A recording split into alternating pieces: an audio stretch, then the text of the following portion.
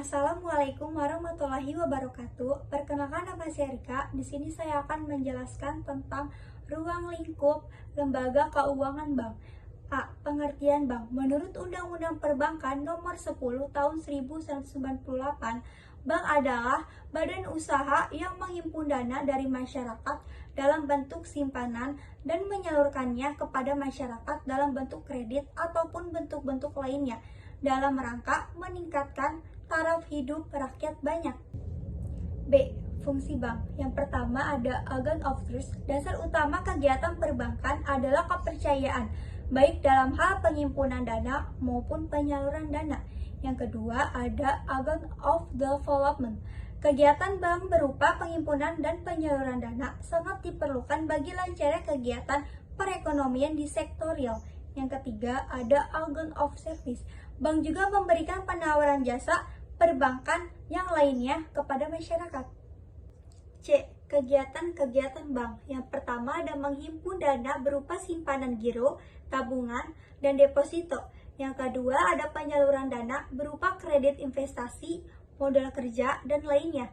Yang ketiga ada jasa-jasa lainnya berupa transfer, inkaso, clearing, SDB, bank card, falas, referensi bank, bank draft, LC, cek wisata, jual beli surat berharga.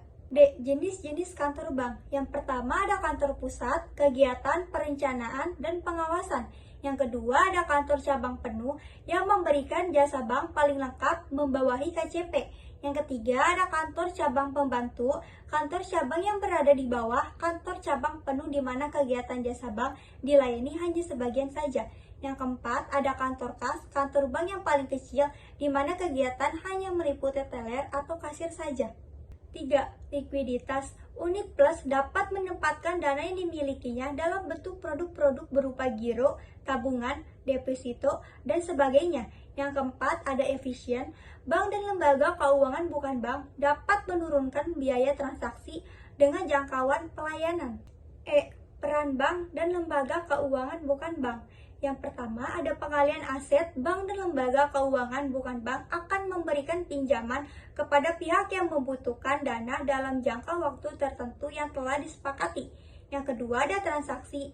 Bank dan lembaga bukan bank memberikan berbagai kemudahan kepada pelaku ekonomi untuk melakukan transaksi barang dan jasa. Yang ketiga ada likuiditas.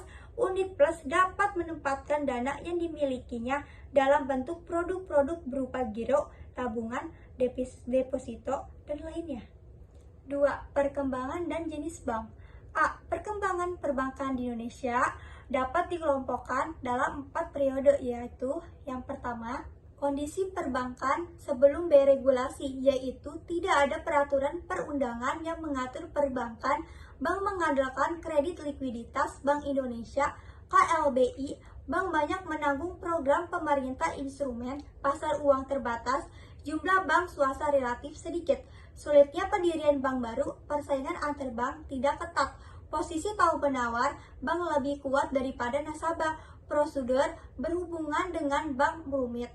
Bank bukan alternatif utama bagi masyarakat luas dan mobilisasi dana lewat perbankan sangat rendah.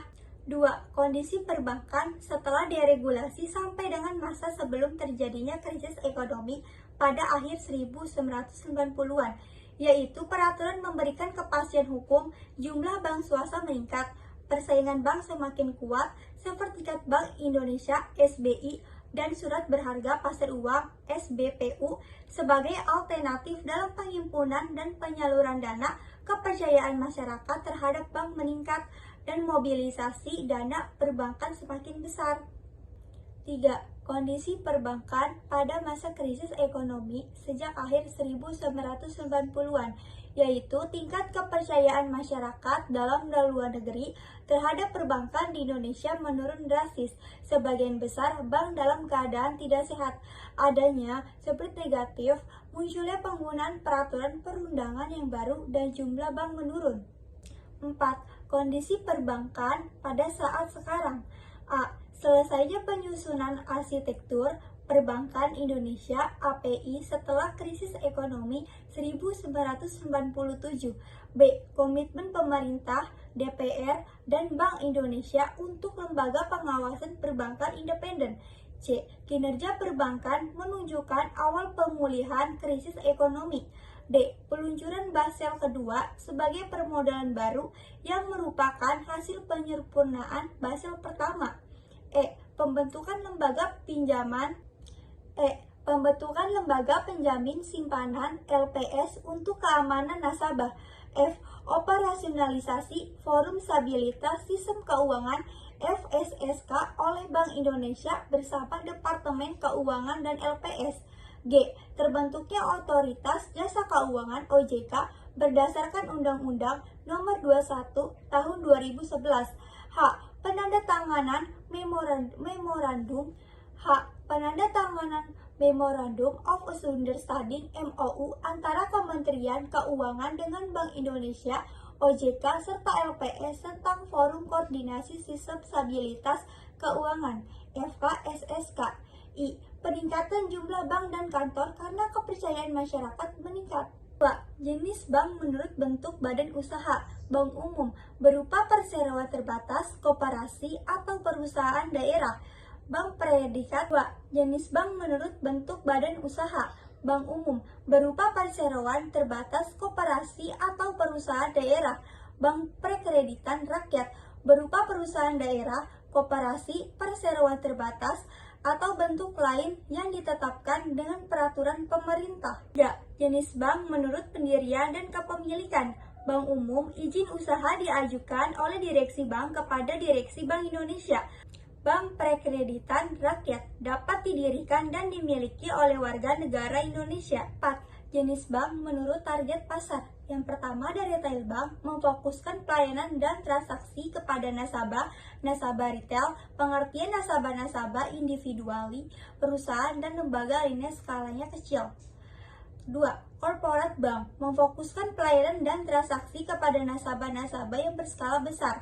Yang ketiga, retail corporate bank, memberikan pelayanan tidak hanya kepada nasabah retail, tetapi juga kepada nasabah korporasi.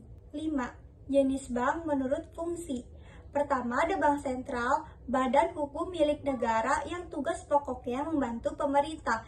Kedua, bank umum, sumber utama dananya berasal dari simpanan pihak ketiga serta pemberian kredit jangka pendek dalam penyaluran dana. Yang ketiga, ada bank pembangunan, pengumpulan dananya berasal dari penerimaan simpanan deposito serta commercial paper. Yang keempat, ada bank desa, kantor bank di kantor bank di suatu desa yang tugas utamanya adalah melaksanakan fungsi perkreditan dana penghimpunan dana. Yang kelima, BPR, kantor bank di kota kecamatan yang merupakan unsur penghimpunan dana masyarakat ataupun menyalurkan dananya di sektor pertanian dan perdesaan. 6. Jenis bank menurut status kepemilikan. Yang pertama ada bank milik negara, bank yang seluruh modalnya berasal dari kekayaan negara. Yang kedua ada bank milik swasta nasional, bank milik swasta yang didirikan dalam bentuk hukum perseroan terbatas, sahamnya dimiliki oleh warga negara Indonesia. Yang ketiga ada bank swasta asing, bank yang didirikan sudah ada di luar negeri dalam bentuk campuran antara bank asing dan bank nasional yang ada di Indonesia. 4. Bank Pembangunan Daerah, bank yang pendiriannya berdasarkan peraturan daerah provinsi dan sebagian besar sahamnya dimiliki oleh pemerintah kota dan pemerintah kabupaten. 5. Bank campuran, sebagian sahamnya dimiliki oleh pihak asing dan pihak swasta nasional. 7. Jenis bank menurut kegiatan operasional. Yang pertama ada bank devisa yang mempunyai hak dan wewenang yang diberikan oleh Bank Indonesia untuk melakukan transaksi valuta asing dan lalu lintas devisa. Yang kedua ada bank non-devisa, bank yang dalam operasionalnya hanya melaksanakan transaksi di dalam negeri, tidak melakukan transaksi valuta asing. 8. Jenis bank menurut penciptaan uang giral. Yang pertama ada bank primer, kegiatan operasionalnya tidak sekedar menghimpun dan menyalurkan dananya, tetapi juga melaksanakan semua transaksi yang berhubungan langsung dengan kas. Yang kedua ada bank sekunder, bank bank yang dalam kegiatan operasionalnya hanya sekedar melaksanakan transaksikan secara langsung. 9. Jenis bank menurut sistem organisasi. Yang pertama ada unit banking system, bank yang kegiatan operasionalnya hanya mempunyai satu kantor dan melayani masyarakat di sekitar wilayah tersebut. Yang kedua ada branch banking system, bank yang kegiatan operasionalnya bank banking system, bank yang kegiatan operasionalnya di beberapa wilayah dan memiliki beberapa kantor cabang. Yang ketiga ada holding company bank, bank yang memiliki satu atau lebih bank. Yang keempat ada multi holding company bank, bank yang memiliki perusahaan yang bergerak dalam bidang perbankan dan non-perbankan. Yang kelima ada correspondent banking, hubungan sistem antar bank di mana terdapat suatu pengaturan informasi antar bank sehingga bank-bank kecil mempunyai deposito pada bank-bank besar untuk membantu jasa pelayanannya. 10. Jenis bank menurut letak geografis. Yang pertama ada komunitas bank lokal, yaitu bank yang beroperasi secara terbatas di daerah desa tertentu. Yang kedua ada bank regional, yaitu bank yang beroperasi di pasar perkotaan regional. Yang ketiga ada bank multinasional, yaitu bank yang lingkup operasinya sampai pada tingkat nasional ataupun internasional. 3. Kesehatan dan rahasia bank. Pengertian kesehatan bank sebagai kemampuan suatu bank untuk melakukan kegiatan operasional perbankan secara normal dan mampu memenuhi secara kewajibannya dengan baik dengan cara-cara yang sesuai dengan peraturan perbankan yang berlaku. B. Tingkat kesehatan bank merupakan hasil penilaian aspek yang berpengaruh terhadap kinerja suatu bank melalui penilaian faktor permodalan, kualitas aset, manajemen, rentabilitas, likuiditas, dan sensitivitas terhadap risiko pasar. C. Penilaian kesehatan bank terhadap faktor Takalos, yaitu permodalan kapital, kualitas aset, manajemen, rentabilitas, likuiditas, dan sensitivitas terhadap risiko pasar, sensitivity to market risk. Rahasia bank. A. Tujuan penerapan dasar kegiatan perbankan adalah kepercayaan masyarakat dan bank. Salah satu faktor yang dapat mempengaruhi kadar kepercayaan masyarakat kepada bank adalah terjamin atau tidaknya rahasia nasabah yang ada di bank. Undang-undang perbankan mengatur ketentuan terkait rahasia bank untuk memastikan perlindungan data nasabah dan menjaga hubungan positif antara bank dan masyarakat. B. Pengecualian terhadap rahasia bank, yaitu termasuk kepentingan perpajakan, penyelesaian piutang bank oleh BUPLN atau PUPN, perkara peradilan pidana, perkara perdata bank dan nasabah, pertukaran informasi antar bank, permintaan tertulis dari nasabah, penanganan nasabah penyimpanan yang meninggal dunia, serta pengecualian untuk BPK dan Bapepam dan perkara pidana korupsi yang ditangani oleh KPK. B. Pengertian kredit. Menurut Undang-Undang Perbankan Nomor 10 Tahun 1998, kredit adalah penyediaan uang atau tagihan yang dapat dipersamakan dengan itu berdasarkan persetujuan atau kesepakatan pinjaman meminjam antar bank dengan pihak lain yang mewajibkan pihak peminjam melunasi utangnya setelah jangka waktu tertentu dengan pemberian bunga. C. Unsur-unsur kredit, kepercayaan, kesepakatan, jangka waktu, risiko, balas jasa. D. Tujuan kredit, mencari keuntungan, membantu usaha nasabah, dan membantu pemerintah. E. Fungsi kredit untuk meningkatkan daya guna uang dan barang, meningkatkan peredaran lalu lintas uang dan barang, stabilitas ekonomi, meningkatkan kegiraan usaha, pemerataan pendapatan, dan hubungan internasional. F. Perjanjian kredit, jumlah kredit, jangka waktu kredit, suku bunga, cara pembayaran, agunan atau jaminan, biaya administrasi, biaya asuransi. G. Prinsip-prinsip pemberian kredit. Yang pertama ada karakter, yaitu latar belakang nasabah seperti cara hidup, keadaan keluarga, hobi, dan lain-lain. Yang kedua ada capacity, yaitu pendidikan nasabah dan ketentuan pemerintah. Yang ketiga ada kapital, yaitu laporan keuangan neraca dan laba rugi. 4. Collateral, yaitu jaminan fisik maupun non-fisik. Yang kelima ada condition, yaitu kondisi ekonomi dan politik di masa datang. H. Penilaian kredit. Yang pertama ada personality, yaitu segi kepribadian nasabah sehari-hari maupun masa lalunya. Kedua ada party, yaitu klasifikasikan berdasarkan modal, loyalitas, dan karakternya. Yang ketiga ada purpose, yaitu tujuan dan jenis kredit yang diambil nasabah. Keempat, prospect, yaitu penilaian usaha nasabah di masa datang. Yang kelima ada payment, yaitu sumber dana. 5. Payment, yaitu sumber dana pengembalian kredit. Yang keenam ada profitability, yaitu kemampuan nasabah mencari laba. Yang ketujuh, protection, yaitu jaminan barang, orang, asuransi. Aspek-aspek dalam penilaian kredit. Yang pertama ada aspek yuridis atau hukum, legalitas, dan izin badan usaha. Kedua, aspek pemasaran, permintaan produk di masa sekarang dan masa datang. Ketiga, aspek keuangan, kelayakan investasi. Keempat, aspek teknis atau operasi, kapasitas mesin, lokasi perusahaan, layout, ruangan, dan jenis mesin. Kelima, ada aspek manajemen, struktur, organisasi, SDM, dan pengalaman. Yang keenam, ada aspek sosial, ekonomi, dampak sosial dan ekonomi pada masyarakat. Yang ketujuh, ada AMDAL, analisis dampak lingkungan usaha atau proyek.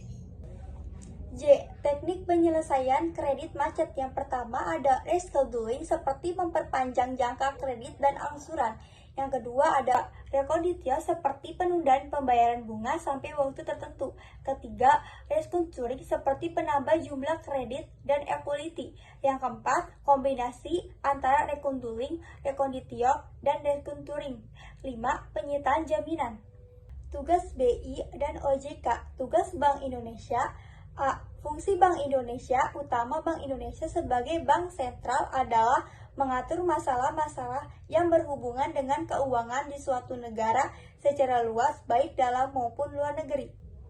B. Tujuan Bank Indonesia mencapai dan memelihara kestabilan rupiah, yaitu maksud dari kestabilan rupiah Bank Indonesia adalah Bank Indonesia menginginkan kestabilan nilai rupiah terhadap barang dan jasa terkait inflasi dan nilai tukar dengan mata uang asing. C. Tugas-tugas Bank Indonesia. Pertama, menetapkan dan melaksanakan kebijakan moneter. Kedua, mengatur dan menjaga kelancaran sistem pembayaran. Ketiga, tugas-tugas Bank Indonesia sebagai bank TO Bank adalah mengatur, mengkoordinasi, mengawasi, serta memberikan tindakan kepada dunia perbankan. OJK, Otoritas Jasa Keuangan. A. Fungsi OJK. Otoritas Jasa Keuangan berfungsi menyelenggarakan sistem pengaturan dan pengawasan yang terintegrasi terhadap keseluruhan kegiatan di dalam sektor jasa keuangan. B. Tujuan OJK. Otoritas Jasa Keuangan dibentuk dengan tujuan agar keseluruhan kegiatan di dalam sektor jasa keuangan dapat terselenggara secara teratur, adil, transparan, akuntabel, dan mampu mewujudkan sistem keuangan yang tumbuh secara berkelanjutan dan stabil, serta melindungi kepentingan konsumen dan masyarakat. C. Tugas Otoritas Jasa Keuangan adalah melaksanakan pengaturan dan pengawasan terhadap: yang pertama ada kegiatan jasa keuangan di sektor perbankan, kedua kegiatan jasa keuangan di sektor pasar modal, dan yang ketiga kegiatan jasa keuangan di sektor peransuransian, dana pensiun, lembaga pembiayaan, dan lembaga jasa keuangan lainnya. D. Nilai strategis dari Otoritas Jasa Keuangan. A. Integritas. Integritas adalah bertindak objektif, adil, dan konsisten sesuai dengan kode etik dan kebijakan organisasi dengan menjunjung tinggi kejujuran dan komitmen. B. Profesionalisme. Profesionalisme adalah bekerja dengan penuh tanggung jawab berdasarkan pada kompetensi yang tinggi untuk mencapai kinerja terbaik. C. Sinergi adalah berkolaborasi dengan seluruh pemangku kepentingan baik internal maupun eksternal secara produktif dan berkualitas. D. Inklusif adalah terbuka dan menerima keberagaman pemangku kepentingan serta memperluas kesempatan dan akses masyarakat terhadap industri keuangan. E. Visioner adalah memiliki kawasan yang luas dan mampu meliputi ke depan serta dapat berpikir di luar kebiasaan. Pasar uang A. Pengertian pasar uang. Menurut KBBI, pasar uang adalah pasar abstrak yang mengagresi penawaran dan permintaan modal jangka pendek 1-360 hari dari calon investor dan pencari modal. Dengan kata lain, pasar uang disebut pasar kredit jangka pendek. B. Ciri-ciri pasar uang. Pertama, lokasi abstrak. Hal ini dikarenakan pasar uang tidak mempunyai lokasi fisik pasar. Kedua, tidak terorganisir, tidak adanya tempat bertransaksi dan otoritas langsung dalam mengatur. 3. Instrumen jangka pendek memiliki jangka waktu singkat, yaitu mulai dari offering hingga 1 tahun. 4. Tujuan jangka pendek untuk membeli kebutuhan jangka pendek. Kelima, low risk dan return, yakni tingkat risiko akan berimbang dengan nilai manfaat yang diterima. C.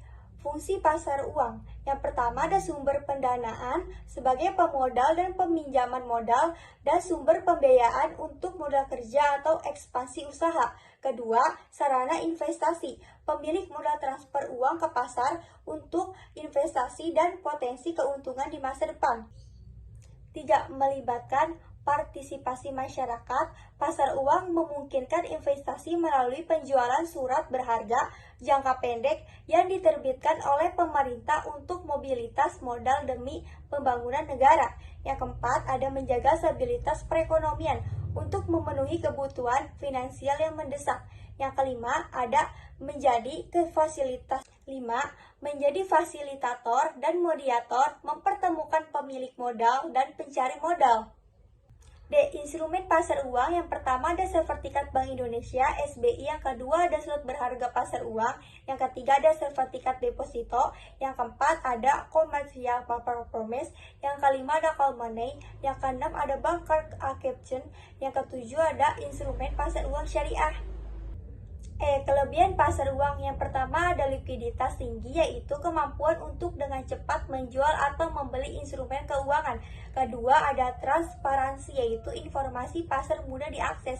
Yang ketiga ada efisien eksekusi, yaitu kemampuan untuk mengeksekusi transaksi dengan cepat dan efisien.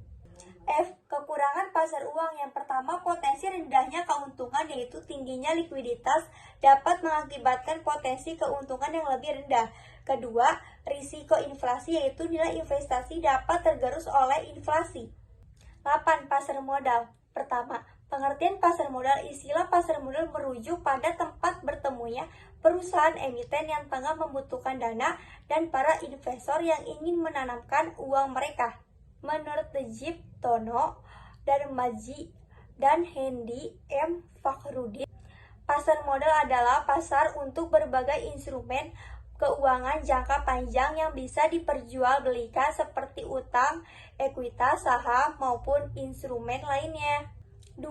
Jenis-jenis pasar modal. Jenis pasar modal di Indonesia yaitu Bursa Efek Indonesia (BEI). Beberapa negara asing tenggara lainnya memiliki pasar modal seperti Bursa Efek Malaysia (KLSEE), Bursa Efek Thailand (SET), Bursa Efek Filipina (PSE), dan Bursa Efek Kota Ho Chi Minh. 3. Pelaku pasar modal. Yang pertama ada emiten, yang kedua ada perantaran emisi, yang ketiga ada badan pelaksanaan pasar modal. 4. Instrumen pasar modal, saham, surat utang atau obligasi, dan reksadana dan derivatif. 5. Fungsi dan manfaat pasar modal. Fungsi pasar modal yaitu sarana pendanaan usaha atau perusahaan untuk mendapat modal dari investor, penggalangan dana, investasi, pemerataan pendapatan, dan mendorong investasi lainnya. Manfaat pasar modal yaitu jumlah dana bisa berjumlah besar, dana dapat diterima setelah pasar perdana selesai, tidak adanya perjanjian, dan solvabilitas perusahaan tinggi. 6.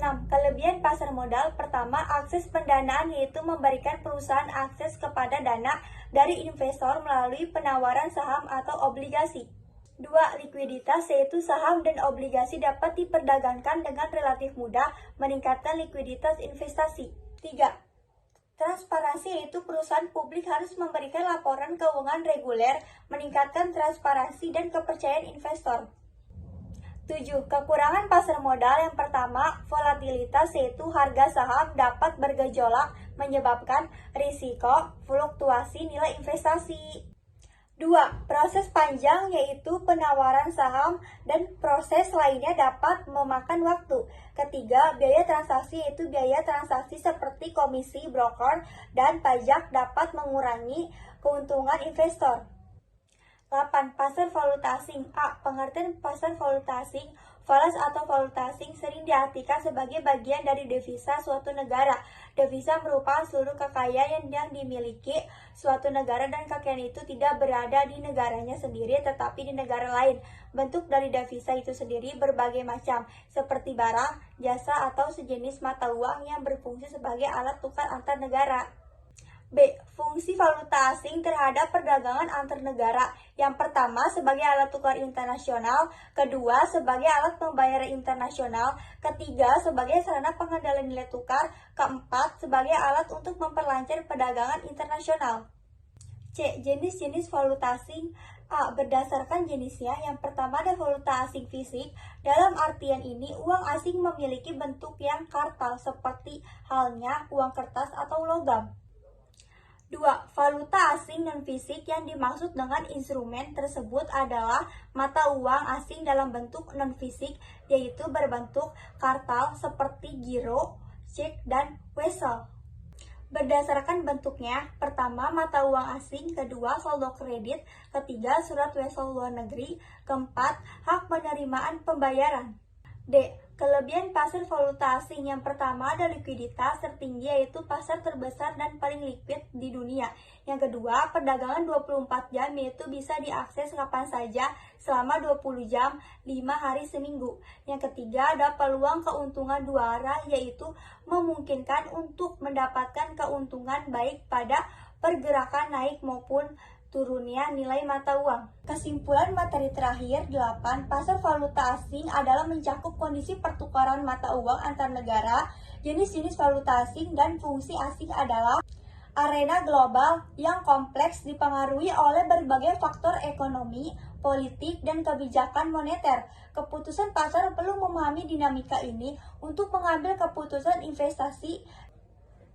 Kesimpulan terakhir materi ke-8, pasar valuta asing adalah mencakup konsep pertukaran mata uang antar negara, jenis-jenis valuta asing, dan fungsi asing adalah arena global yang kompleks dipengaruhi oleh berbagai faktor ekonomi, politik, dan kebijakan moneter. Keputusan pasar perlu memahami dinamika ini untuk mengambil keputusan